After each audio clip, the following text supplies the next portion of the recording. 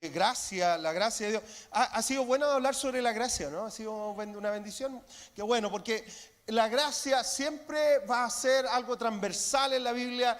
Toda la Biblia está llena de la gracia de Dios, toda la Biblia está llena del favor de Dios. Desde la creación hasta los últimos tiempos, la gracia va a ser siempre la base de toda la relación con Dios. O sea, cuando vemos que Dios creó, toda la creación en sí ya es una gracia, es por gracia. Dios no necesitaba nada, pero Él en su corazón, Él decidió crear una raza humana con la cual Él relacionarse. ¿Qué hizo la raza humana? Le dio vuelta la espalda. ¿Qué hacía Dios? Constantemente se volvía y volvía y volvía a buscar a Dios, a la raza humana para restaurar una relación. Al final, por el corazón pecaminoso del ser humano, ¿cierto? Siempre mira, yo siempre me cuesta entender esto, pero en un momento Dios era el que gobernaba, el que guiaba al pueblo, y después el mismo pueblo dijo, ¿sabes qué, Dios? Nos cansamos de ti, queremos reyes.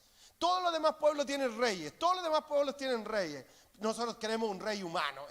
¿Cómo cambiar a Dios mismo por otro humano? Pero así es el corazón del ser humano, así es. Entonces vino Jesús.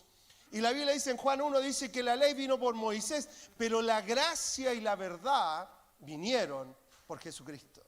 Y Jesús vino a ser la máxima manifestación de la gracia de Dios.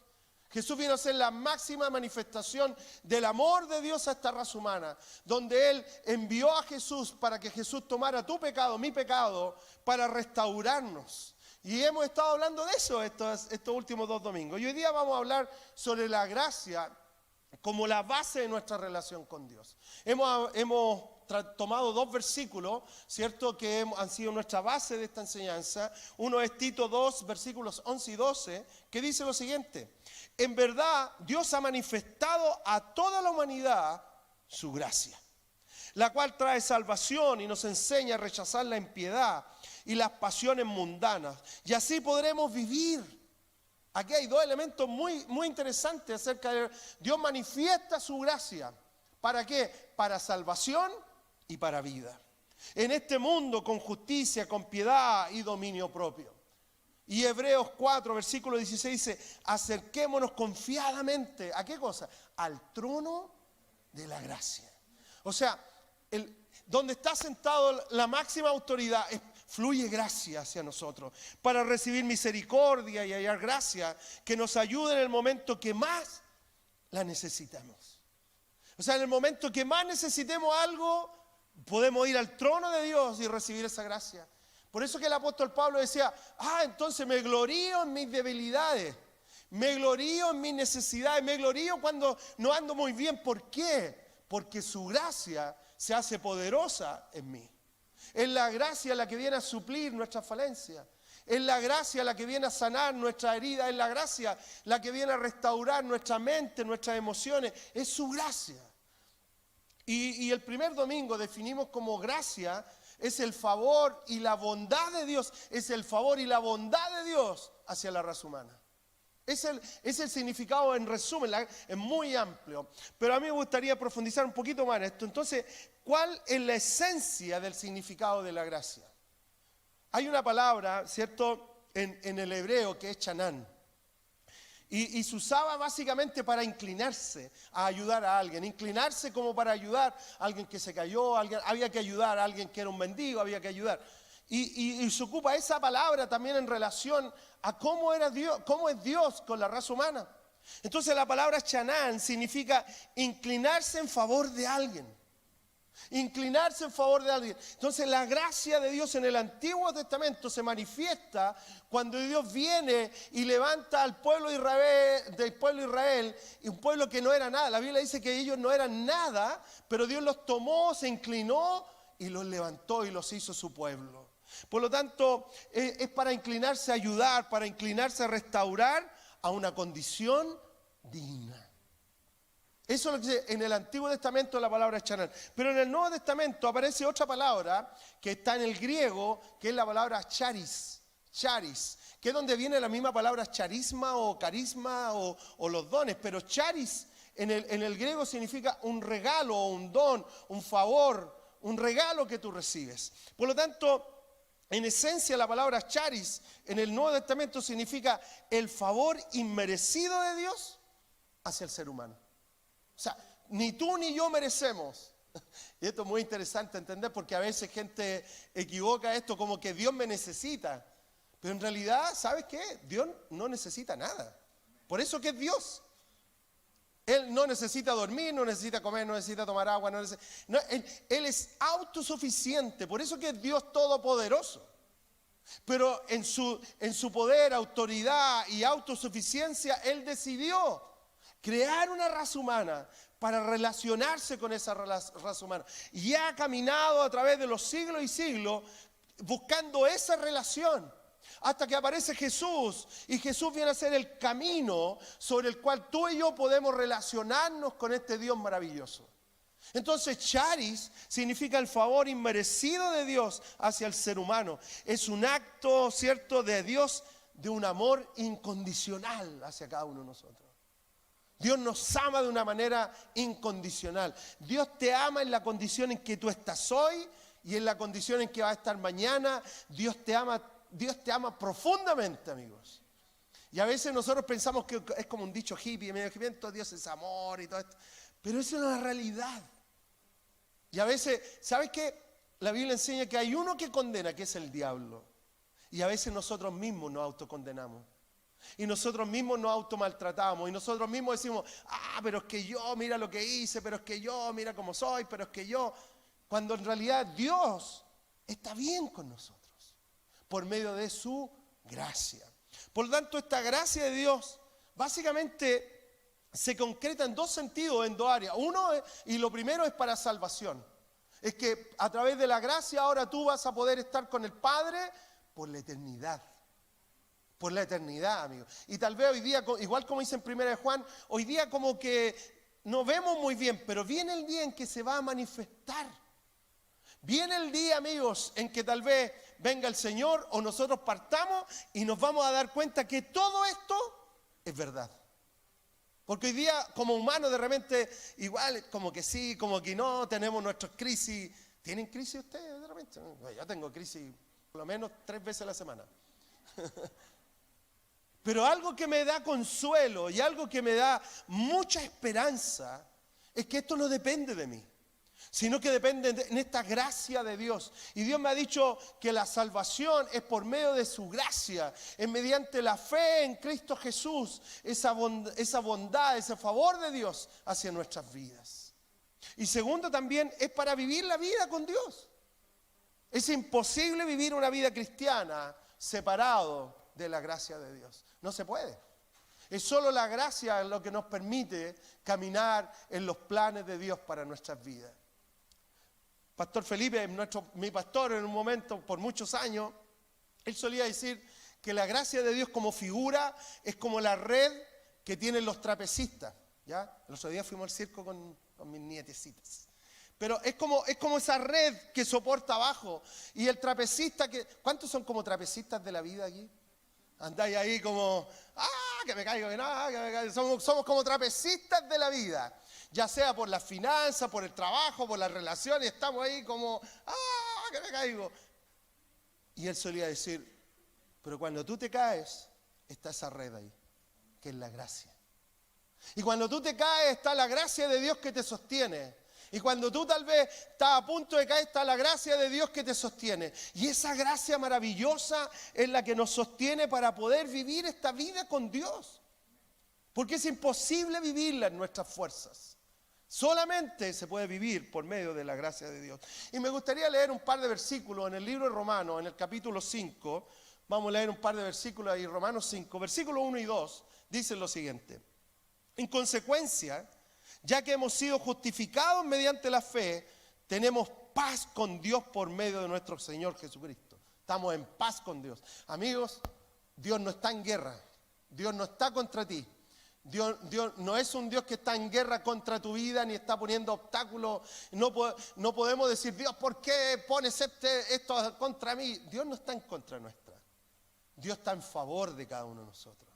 Por lo tanto dice, tenemos paz con Dios por medio de nuestro Señor Jesucristo. Y también por medio de Él y mediante la fe tenemos acceso a esta gracia Tenemos acceso a esta gracia, a este favor, a esta bondad de Dios. Tenemos acceso a esta bendición de Dios, en la cual nos mantenemos, ¿qué dice? Firmes. Nos mantenemos firmes. Que podamos estar firmes en medio de toda situación y circunstancia. Dígale que está a su lado, dígale, mantente firme. Porque la vida está este trapecio, que está este asunto, pero la Biblia nos dice que esta gracia de Dios nos mantiene firmes. Esta gracia de Dios en la cual nosotros podemos pararnos y decir, gracias Señor, porque esto depende de ti y no de mí. Así que nos regocijamos en la esperanza de alcanzar la gloria de Dios. Nos regocijamos, por lo tanto, ahora que yo tengo esta gracia que está como base en mi vida, puedo mirar el futuro, tener esperanza y gozarme en todo lo que Dios tiene para mi vida, para tu vida. Próximo versículo, Romanos 3, capítulo 5, del 3 al 5, dice, y no solo esto, sino también en nuestros sufrimientos. O sea, cuando las cosas no están muy bien, en nuestro sufrimiento, porque sabemos que el sufrimiento produce perseverancia. La perseverancia, entereza de carácter. La entereza de carácter, esperanza. Y esta esperanza no nos defrauda, porque Dios ha derramado su amor en nuestro corazón por el Espíritu Santo que nos ha dado. Este sufrimiento, estas situaciones que a veces vivimos en este lado de la eternidad. Al final la raza humana tiene dos eternidades, ¿no? Está la eternidad en este tiempo donde vivimos y después viene la eternidad con Dios o sin Dios. Esto va a depender de lo que cada uno ha creído en Jesucristo. Pero en este lado vamos a tener situaciones. Gracias a Dios viene el día en que por la eternidad la Biblia dice que no va a haber llanto, no va a haber sufrimiento, no va a haber lágrimas, no va a haber enfermedades y como siempre digo, no va a haber deudas. Gracias Señor. ¿Sí o no? Pero vamos a estar allá por la eternidad con Él en un estado de plenitud, gozo, paz que ni siquiera nos imaginamos, sin relación a maldad y sin relación a pecado. Y Pablo nos está diciendo porque viene el día de esa esperanza en que nos vamos a gloriar y nos vamos a animar y vamos a disfrutar ese tiempo. Pero también Pablo dice, pero en este tiempo que estamos acá, ese sufrimiento que a veces tenemos, genera en nosotros, produce en nosotros perseverancia. Y la perseverancia produce carácter. El carácter tiene que ver con que somos de una línea, el carácter tiene que ver con la firmeza, el carácter tiene que ver con el mantenernos en una manera. Y si vamos a decir, vamos a confiar en el Señor, pase lo que pase, venga lo que venga, el sufrimiento que sea, vamos a confiar en el Señor. No dejes de confiar en el Señor, por favor. No dejes de confiar en el Señor. Involucra al Señor en cada área de tu vida porque Él no te va a defraudar. Tal vez mucha gente te ha defraudado, tal vez mucha gente te ha desilusionado, pero Dios jamás te desilusionará. Bueno, entonces a mí me gustaría tratar hoy día acerca de esta gracia como la base de nuestra relación con Dios. Y me gustaría ver 5 características, hay muchas más la verdad, pero me gustaría destacar 5 características de nuestra relación con Dios. De cómo nos relacionamos, cuáles son estas características esenciales de nuestra relación con Dios. Número 1, en 1 Pedro 2, versículo 24, dice lo siguiente. Él mismo, Jesús, Él mismo, en su cuerpo, dice, llevó al madero nuestros pecados, para que muramos al pecado y vivamos para la justicia, porque por sus heridas ustedes han sido sanados. Pero Él mismo llevó nuestros pecados. Y la primera característica de nuestra relación con Dios, la primera característica es que esta relación se basa en la cruz de Cristo. Amigos, esta relación no se basa ni en ti ni en mí. Esta relación no se basa en que yo sea fiel o no sea fiel. Esta relación no se basa en que yo sea bueno o no sea. Esta relación con Dios solamente se basa en la obra de Jesús en la cruz. Eso es todo. Por eso que dice que ahora tenemos paz con Dios por medio de Jesucristo. Estamos en paz con Dios, amigos. Pero no por nosotros. Estamos en paz porque la cruz La cruz nos ha restaurado por medio de Jesucristo. Por lo tanto, no se basa en mis emociones, no se basa en mis sentimientos o situaciones, se basa plenamente en la obra de la cruz de Cristo. Y cuando Él estaba allá, cuando Jesús estaba entregando su vida por ti y por mí, Él dio una frase y dijo una frase maravillosa: consumado es. Esta frase maravillosa significa: está todo listo. Esta frase maravillosa dice: está todo pagado. Esta frase maravillosa significa: raza humana está listo, está en paz. Ahora todo el que crea en mí puede estar bien con Dios. Consumado es, significa: está todo bien con Dios. Por eso no se trata, esta relación con Dios no se basa en lo que tú y yo hagamos. Se basa en lo que Jesús hizo en la cruz por nosotros. En eso se basa. En 1 de Pedro, capítulo 3, versículo 18, dice lo siguiente: porque Cristo murió por los pecados una vez por todas, el justo por los injustos, a fin de llevarlos a ustedes, ¿dónde? A Dios. Él sufrió la muerte en su cuerpo, pero el Espíritu hizo que volviera a la vida. Pero toda la obra de Cristo en la cruz fue para llevar al ser humano a Dios. Y ahora se establece un camino que es Jesucristo, la cruz de Cristo, maravillosa cruz, que viene a abrir las puertas del lugar santísimo para que todo aquel que crea en Jesús pueda entrar a tener una relación con Dios. ¿En qué se basa la relación con Dios? En la cruz. ¿En qué se basa la relación con Él? En la obra que Jesús hizo en la cruz. Y es sumamente importante porque a veces nos autocondenamos de un montón de cosas, pero la cruz es maravillosa. Segunda característica, en 2 Timoteo 3, versículos 16 y 17, dice lo siguiente: toda la Escritura, toda la palabra, toda la Biblia es inspirada por Dios y es útil para enseñar, para reprender, para corregir y para instruir en la justicia, a fin de que el siervo de Dios esté enteramente capacitado para toda buena obra. Amigos, esta relación se basa plenamente en la palabra de Dios. Por eso que, claro, a veces nosotros nos dejamos llevar por nuestros sentimientos, nuestras emociones y aún nuestros pensamientos. Pero la relación con Dios se basa en su palabra. Es su palabra la que determina cómo nos relacionamos. Y la palabra dice que hoy día podemos entrar con confianza al trono de Dios. Y uno podría decir: pero pastor, ustedes no saben que yo estuve metido, que yo... Amigo, se trata de la cruz. Sí, pero es que yo mi pecado... Jesús llevó tu pecado. Amigos, no hay nada que nosotros podamos hacer. Jesús hizo todo ya por cada uno de nosotros. Y está declarado en su palabra que Él venía a generar un camino para que tú y yo pudiéramos entrar a la presencia de Dios. Por lo tanto, se basa en la cruz. Por lo tanto, se basa en la palabra de Dios. Nada puede reemplazar la verdad declarada en la palabra. No hay ninguna otra cosa, nada puede reemplazarla, ni ceremonias, ni credo, ni ideas humanas, ni palabras proféticas, ninguna profecía puede ir en contra de la palabra. Ninguna profecía tiene que ir en contra de la palabra, porque la palabra de Dios es la profecía, es la revelación máxima de Dios a nuestras vidas. Por lo tanto, yo tengo que generar una relación con la Biblia. Tengo que generar esa lectura, esa búsqueda de la palabra de Dios. Porque no hay otra revelación aparte de la Biblia, es solo su palabra la que tratamos de comprender, entender y que nos muestra quién es Dios. Es su palabra. Por lo tanto, esta relación con Él se basa en la cruz, primeramente. Segundo, se basa en la palabra de Dios.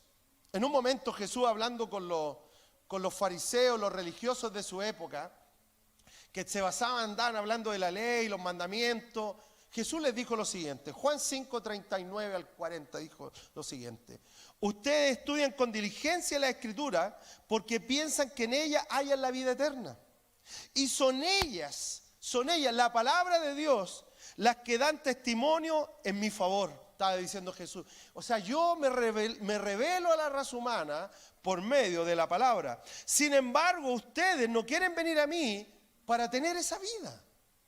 Por lo tanto, cuando yo tomo la Biblia, cuando yo leo la Biblia, cuando yo investigo la Biblia, cuando yo me interiorizo, cuando yo me relaciono con la palabra, lo que estoy haciendo es aumentando mi conocimiento, mi revelación, mi entereza de quién es Jesús. Jesús está revelado a través de toda la Biblia. Aparece Jesús, aparece el plan redentor de Dios.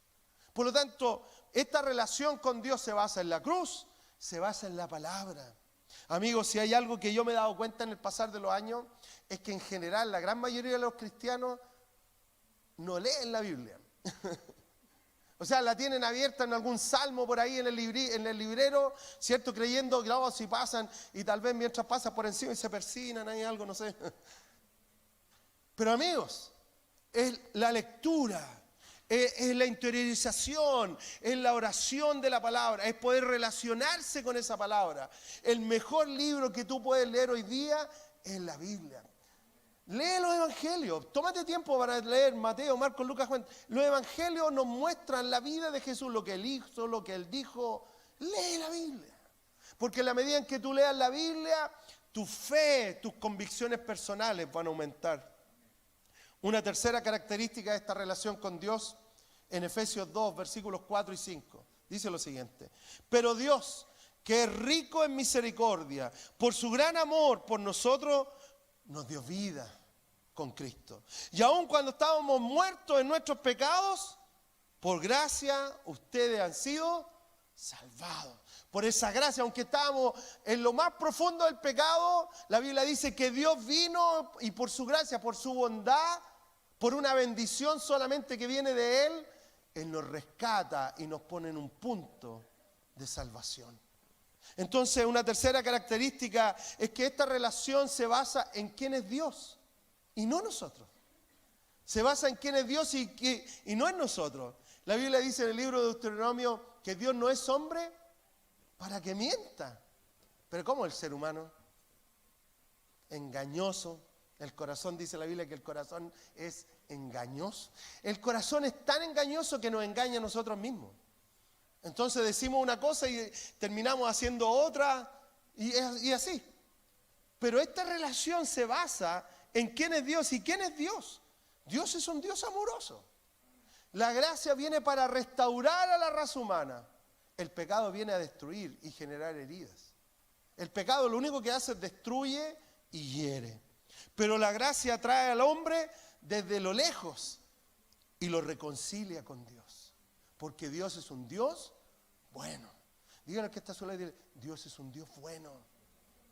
Y tenemos que cambiar ese switch. Salmo 86, versículo 5 dice lo siguiente: tú, Señor, eres bueno.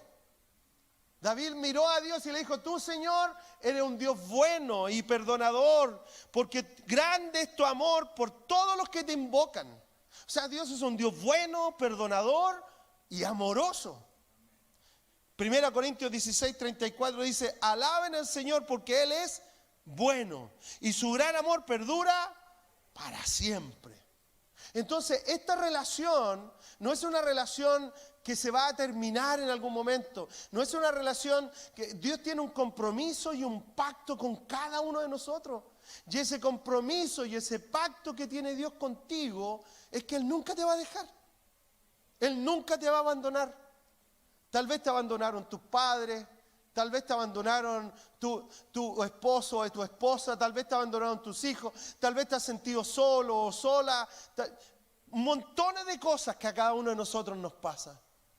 Pero quiero decirte algo: Dios jamás te dejará. Porque esta relación se basa en quién es Él. Y Dios, la palabra me enseña que Dios es un Dios fiel, bueno, perdonador, amoroso, lleno de bondad para cada uno de nosotros. Por lo tanto, podemos tener confianza en poder tener una relación con Él.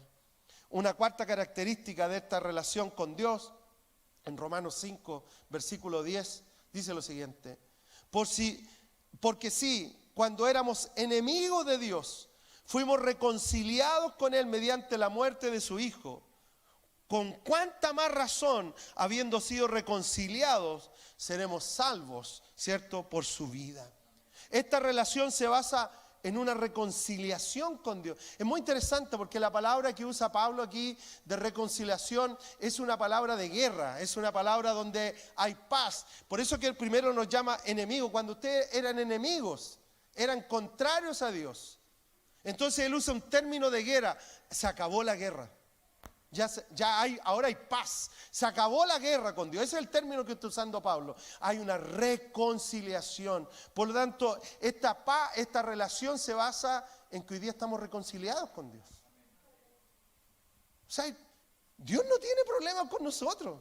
Somos nosotros los que tenemos problemas con nosotros. ¿Me entiendes?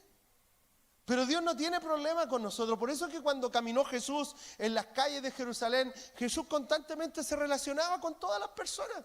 Porque Él sabía, en su corazón Jesús sabía lo que Él vino. Y Él sabía que en un momento se iba a revelar esta gracia maravillosa, donde la relación con Dios iba a ser una relación de reconciliación. No estamos en guerra con Dios. Dios no está en guerra con nosotros, estamos reconciliados. Cristo tomó y pagó por el pecado que nos separaba de Dios y nos pone en una posición de paz con Dios. Colosenses capítulo 1, versículos 21 al 22. En otro tiempo, ustedes, por su actitud y sus malas acciones, estaban alejados de Dios y eran sus enemigos. Vuelvo a usar este término de guerra, de enemigo, de enemistad, de contrario. Pero ahora Dios, a fin de presentarlos santos, intachables e irreprochables delante de Él. Mira cómo te ve ahora Dios. Te ve santo, te ve intachable. ¿Y quién a conciencia podría ser aquí y decir, no, yo soy intachable? Nunca he hecho nada malo. Ninguno. Pero por medio de la sangre de Jesucristo, por medio de lo que Jesús hizo en la cruz, la palabra de Dios nos dice que ahora Dios, a fin de presentarnos santos, intachables e irreprochables delante de Él, los ha reconciliado en el cuerpo mortal de Cristo mediante su muerte. Por lo tanto, hoy día estamos reconciliados con Dios, amigos. Estamos bien con Dios. Y cuando Dios te ve santo, aunque tú sabes cómo tú eres.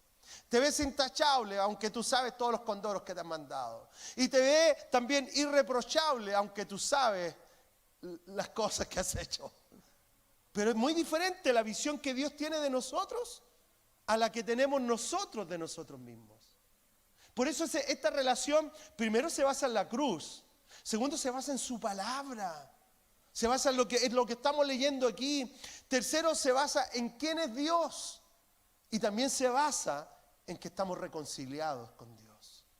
Una quinta característica de esta relación con Dios, en Efesios 2, versículos 6 y 7, dice lo siguiente: y en unión con Cristo Jesús, Dios nos resucitó y nos hizo sentar con Él en las regiones celestiales, para mostrar en los tiempos venideros la incomparable riqueza de su gracia, que por su bondad derramó sobre nosotros en Cristo Jesús.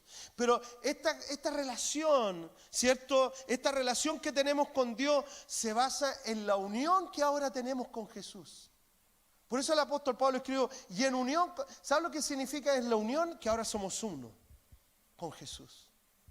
Que ahora tú y Jesús son uno. Que ahora el Espíritu Santo que habita en ti te ha hecho uno con Jesús. Y yo lo encuentro maravilloso esto, porque ahora cuando el Padre te ve, no te ves a ti, te ve a Jesús en ti.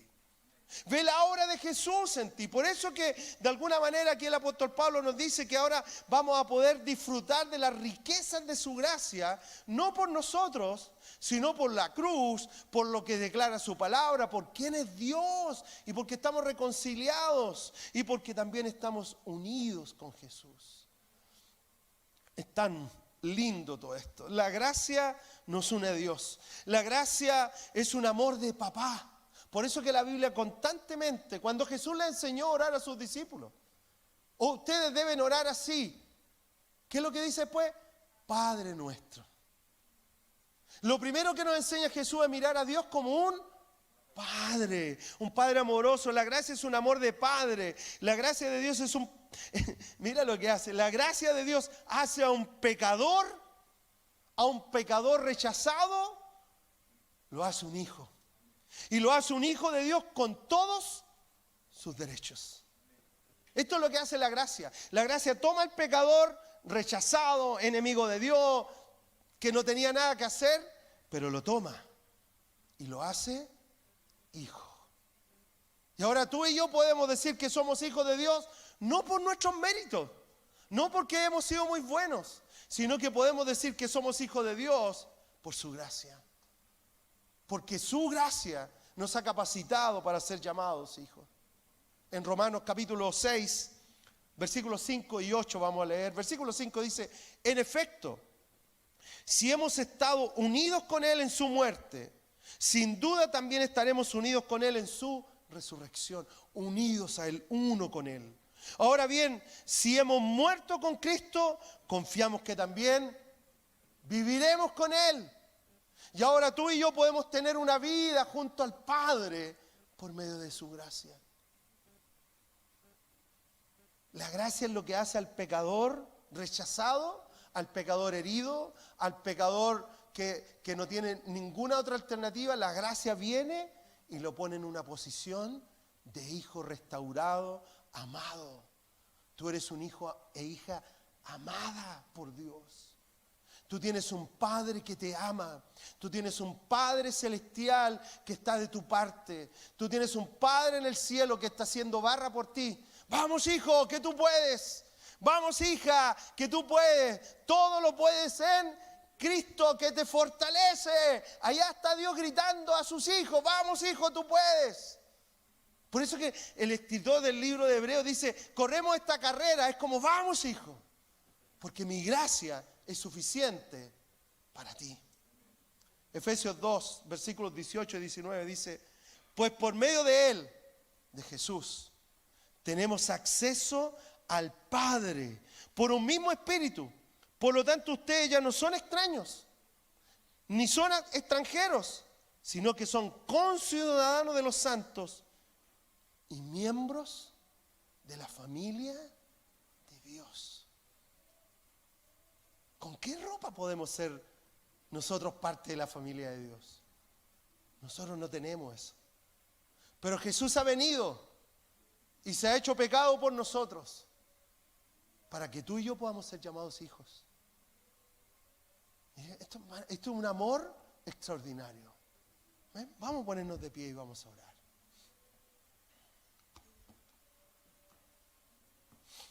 Y eso. Y quiero animarte, porque tal vez estás pasando tiempos de sufrimiento, tal vez estás pasando tiempos complejos. La Biblia nos dice que su gracia es suficiente para cada uno de nosotros. Su gracia es suficiente. Y Dios está diciendo allá arriba: vamos, vamos, hijo, que yo estoy contigo. Vamos, hija, vamos, levántate, porque yo te voy a acompañar. El Señor está en los cielos gritando y diciendo: jamás te voy a dejar solo ni sola. Señor, te damos gracias. Porque, Señor, aun cuando a veces nuestros pensamientos, nuestros sentimientos, nuestras emociones nos hacen sentir que ya nada vale la pena, que nos hace sentir que tal vez estamos desechados, que no servimos para nada, es en tu gracia, Dios, es en tu gracia, Señor, que somos restaurados y llamados hijos. Así que, Señor, que venga tu reino sobre nuestras vidas. Ven sobre cada uno de nosotros, Señor. Que podamos ser, Señor, entender, captar, interiorizar la profundidad de tu gracia. Espíritu Santo, ven sobre nuestras vidas. Ven, Señor Jesús.